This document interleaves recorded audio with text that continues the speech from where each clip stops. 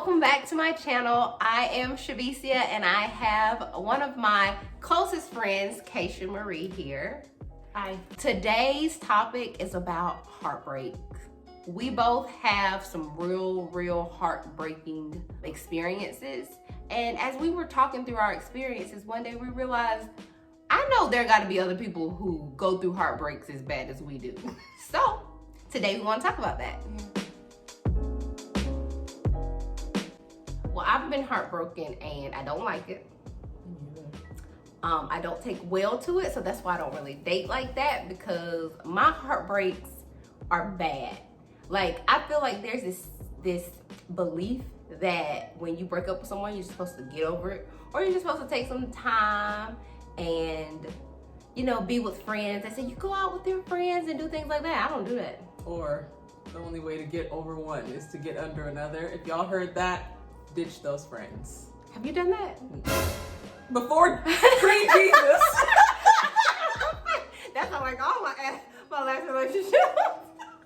Not me. Pre-Jesus, we do talk about that, but I got wiser and now I just take it to the Lord. And that's why I don't date like that no more, because in my past, I noticed that all my heartbreaks were back to, I was probably single for like a month. It was just a lot. Yeah. It still hurt. It didn't matter how fast I got over the relationship or seemed to have gotten over it. Each one just hurt. It was a different type of hurt. Right. And I don't snap back as like people think I do. I guess because after I come back, I'm good. But I don't hang out with my friends. I go into like this. I stay in the dark. I stay in my house. I've been borderline depressed.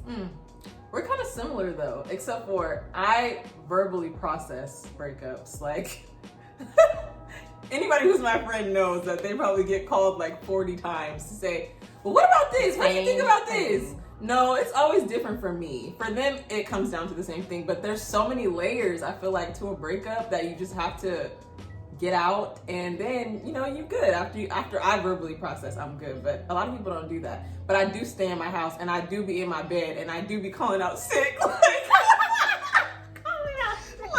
I'm on my deathbed, but I don't let it last forever. Yeah, I go through the same thing basically. Yeah, I've almost lost a couple jobs. I probably have lost a couple jobs. Oh no. No. I'm sure I have, because yep, if you tie it all together, it was around the breakup time, because I just don't be there. Because Right, I think it's because when I invest in a relationship, I invest, like I'm in it, and I feel like that's one of my priorities. So we're going through things. Furthermore, the reason why I don't date, if we're going through things, that affects my personal life, because you're now a part of my personal life, and I have to deal with you on top of life. I don't want to deal with that. Girl. And I don't think people really talk about it outside of, here are the ways to get over it. Well, yeah, you get over it after what? After what have you been over there doing? Drinking? If that was you, that's not me. I was crying a lot. Crying a lot. Eating a lot. Being alone. Just being down for how long? Right. And I think I stay home when I'm working too, because I think it depends on the field that you're working too. Like if you're at an office job and it doesn't take that much like emotional work, like you're good, like you do the same thing every day. But the job that I work in, I gotta care about people's needs and their problems, and I'm hearing about their problems and I got my own going on. Like it's just so hard to be present. I hear a lot about people saying like, don't let no man mess up your check. Like don't let no man my check be messed all the way up. Gone. Get the check. My heart over here broke. Okay, I don't care about the check. The check will come later. But money will be here. Okay, right. My heart, we feel like we dead. Okay? Right, so, right. So that's why I can't do. That's why I'm very particular now about how I date, who I even let take me out on a date, because God forbid I fall and then I get my heart broken. And then let's not forget, most of the time when we done got our heart broken, it wasn't even for somebody we was checking for in the beginning. It's because we said, okay, you know what, I'll give this a shot. And it's like, hold up, I let somebody I wasn't even checking for break my heart. I'm losing checks over somebody I wasn't even checking for. point, if I'm gonna get heartbroken, you was worth it from day one. I looked at you and said you were worth whatever's gonna happen. Right. Because every time you date, it's a risk. That's true. So what do you do, like, to get over it? Like, what's helped you get over it? For me, alone time actually does work. I process not like Keisha. I don't need to talk it out. I just process it in my head. I go through it, figure out where I went wrong, what I could have done better. Because here's another sad part about breakups. Sometimes it can very well be your fault. So being alone helped me to process that. And I just do better. I didn't get into relationship coaching until after I realized that I was taking in a lot of information on healthy relationships and reading a lot of books. And the only reason I started doing that is because I done had so many breakups. So I had a lot of breakups, and basically another part of my processing is how can I do better? How can I improve? And when you do it like 18 times, eventually you start to catch on. Yeah. I think like being a internal processor, like where you look at where you went wrong, is very healthy if you're able to come out of it like on your own. I'm not that type of person. I'm the type of person, I will internalize and try to figure out how I can do better, but I get stuck there really long, like, well, I should have did this, I should have did that, and then if I would have done this, this would have worked out differently. And that's what actually makes me depressed, is because I'm like, it could be pride too, where I feel like I should have done so much better than what I did. Instead of letting it grow me, I like get stuck there and I come down on myself. So I feel like if you can internally process everything and not beat yourself up, totally healthy. And that's why I verbally process, because I know my friends will help me bring me out of that. If I didn't, I would still probably be on my deathbed. Oh yeah. I feel like when I go through breakups, they bring out my creative side, and it gives me something else to focus on. Because when I go through breakups, I feel like my whole world is over. Like, my life just ended. But like being able to create through that, it shows me like there's other things that I could be focused on. I think creating and just getting back to the things that I love, like no matter how hard it is. Because I remember like I was having to push through, like when I got my heart broken, like to do things that I loved again, because it just felt so like I don't really feel like I want to do this. But the more I kept doing it, it just helped to get to the next day. I'll say that. Right. Getting over it. And people say time. A lot of time. But no, I don't think time, because I think time can make it so it's like dormant, and then you get into another relationship, you're like, oh, it's been 5 years since he cheated on me, I'm over it, because it's been 5 years. But then you get to another relationship and then you're taking it out on your next partner, not realizing that you actually never dealt with the hurt from being cheated on 5 years ago. It just was 5 years ago, so you thought you was over it. Yeah, so that's why what you do during the grieving process is imperative. For me, time helps because when I'm processing, I also journal through that processing period, where I note down my wrongs and the wrongs of the other person, so that when those voices come up to say that, well, don't forget this or don't forget that, it's like, nope, I've already talked through this, I know how it happened. Because your mind also starts to play tricks on you. Like, for a short amount of period, you think that the relationship was better than it was. Oh my gosh, we had the best. No, you didn't. No, you didn't. No, you didn't. When it first happens, you're really bitter, and that's what causes bitterness, because you only focus on the bad. So I like to think about the process, take it in for what it really was, and that's what allows me to come out of it, not carrying it into my next relationship. I leave that where it was. I think bitterness can come too when you're so focused on what the other person did wrong only. Like, you don't even look at yourself. You're like, well, he could have did this. Yeah, but what about you? Like, even if you loved and cared for this person, there's things that you could have done to make the relationship better on your part. Not saying that, oh, it's all your fault now that it didn't work out, but it takes two. And that's the point of processing it, so that you can realize what areas you need to grow in, but also not beating yourself up, because you can only show up as you are that day. And if you don't know better, you can't do better. If you didn't know what you were doing wrong, you can't. And if the relationship didn't work because of it, it just wasn't meant to work. But now you have to move on and not take that baggage into the next relationship. And praise the Lord for growth, because that means you're growing. Like, That's so real when you said, if you know better, you do better. Because it's so true. Now you know better. So the next time you ain't going to do what you did the last time. Because it's like, hopefully. I know we would advise. Because from past experience, don't do what you did the last time. Please don't. Learn from what this situation is teaching you and be better for it. Something else I've realized since I haven't dated in a while, and again, it's because I can't afford to get my heart broken. I'm in a race right now with myself, and I am doing well. I cannot afford to slow down, especially over a random. I can't. Like, maybe if I was married and me and my husband were going through problems, and it's like, okay, I guess fixing this with you is worth everything I got going on, but not nobody else. It's not worth slowing down. Right. I realize when you're tied to bad relationships, or you're in any situation, even if it's a healthy relationship, having problems, those problems can also hinder your other relationships with people. And because I deal with a lot of people, and I'm in a service-oriented career where I serve people in all aspects, I don't need a bad attitude. I don't need to be down, or I don't need to be grumpy, because it rolls over into, again, checks. Right. Does prayer help you?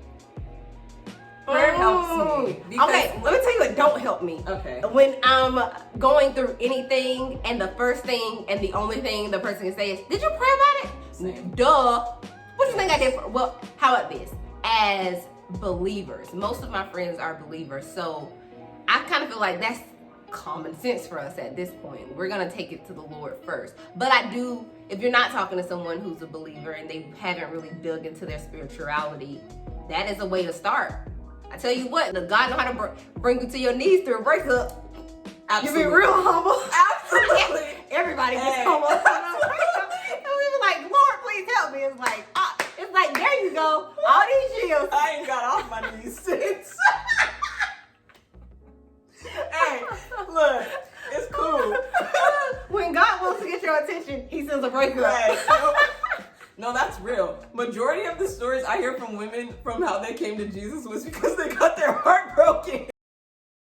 Sad. Which is, I mean, hey, I'm still here. Yeah. I'm still here. Is that I'm how devoted. you came to Jesus? Yes, absolutely. Yeah, I got my heart broken. Yep.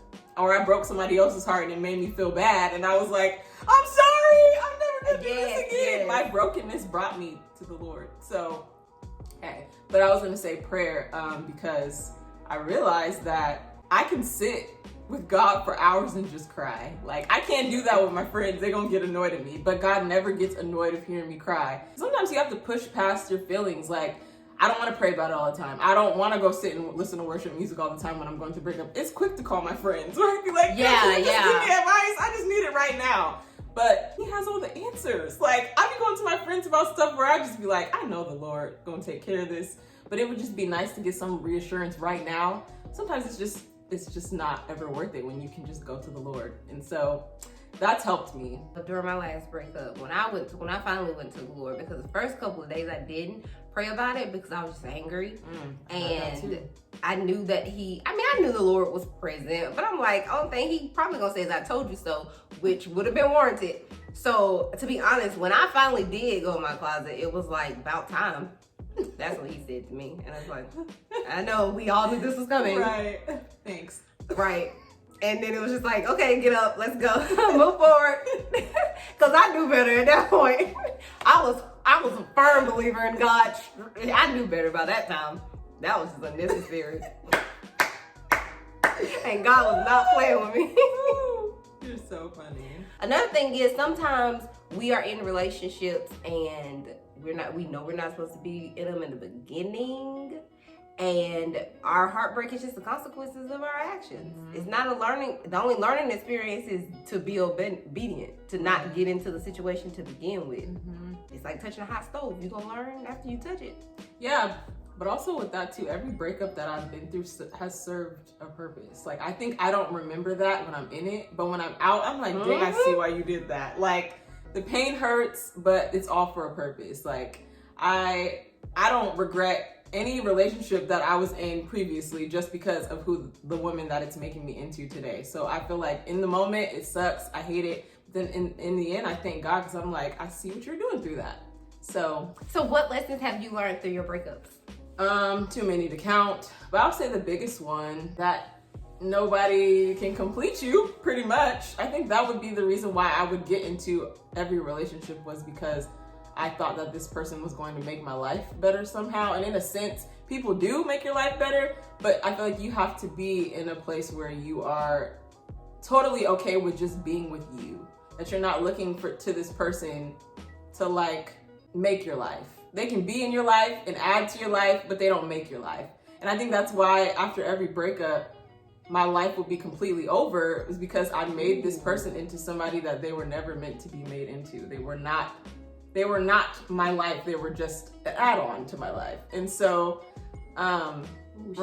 remembering that you are not complete because you have a man. You are complete, first and foremost, if you are a believer, because you have Christ, but also because you have purpose. Like, your purpose is not the fact that you can have a husband or a man. It's because God created you, and he created you to be doing something. And that's something that whatever you're supposed to be focusing on, that person will come in and complement that, but they are not that. The biggest thing that I've learned through my breakups is it allowed me the process to figure out what I wanted and did not want, not just on their end, but on my end as well. It allowed me to be honest about who I am, as just a whole, as a Shavicia. I am, although I give like the best advice when it comes to, you are worth more than that, you're better than that, don't let a relationship or breakup hold you down. I am actually very sensitive, which is why I have very hard breakups. And I was, until recently, I guess you could say, I was always the type, like I mentioned earlier, go through a breakup, replace it, move on. That was my MO, to move on. But that's not who I am at my core. I don't want to do that. In reality, I wanted things to work out with the last person I was with. So through those breakups and continuing to see that there was a pattern, I realized that I am, one, a lover. I like to be with one person. I like it to be consistent. And therefore, I need to be more sensitive to how I date and who I date in order not to get my heart broken, because I'm inevitably going to end up heartbroken if I keep doing the same thing.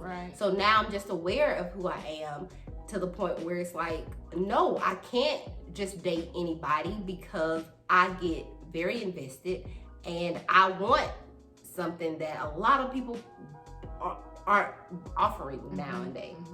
Another thing that I was thinking about too, that I think I've gotten into relationships to kind of escape where my life is at currently. Like, not now, but like I did get into relationships before because I thought, like I was saying, that they were gonna bring some element to my life that I couldn't offer myself, or that God couldn't offer me. Like, for instance, if you're not happy with yourself or where your life is, or just you in general, like bringing somebody else into that is only going to make their life miserable. Make their life miserable. Like, you think like it's gonna be better for you, but you're not doing anything for that person. You're like a leech. Right. So I think even just assessing why you get into a relationship is good. Like, are you getting into a relationship because you guys genuinely can make each other's lives better? Or are you getting into a relationship to escape yourself? To not focus on you, to take the focus off of you so that you can put it on someone else and not have to deal with what you have going on. And I've done that, so I know that that's an issue, but I think that would save a lot of us from heartbreak when we assess why we're getting into relationships in the first place. If it's not from a healthy place, if it's not from I'm whole and I have enough to give to you place, then you most likely shouldn't be in one. Exactly. And that hurts to say, and it hurts to realize, but you'll only be better for it. And the person that you are with will only be better for it because you took the time to actually love you, love where you are before you joined with them. Exactly. That's about all I have. We have another video coming. We do. That's gonna be, hopefully it'll be a little bit more lighthearted. This one got a little real, but we try to keep it light. If this video helped you or it encouraged you in any way, we just encourage you to like, comment, and subscribe. This is Shavicia. I'm Keisha. My channel is at Shavicia. Yes, and I'm Keisha Marie. Love you guys. Peace. Ooh, I look good.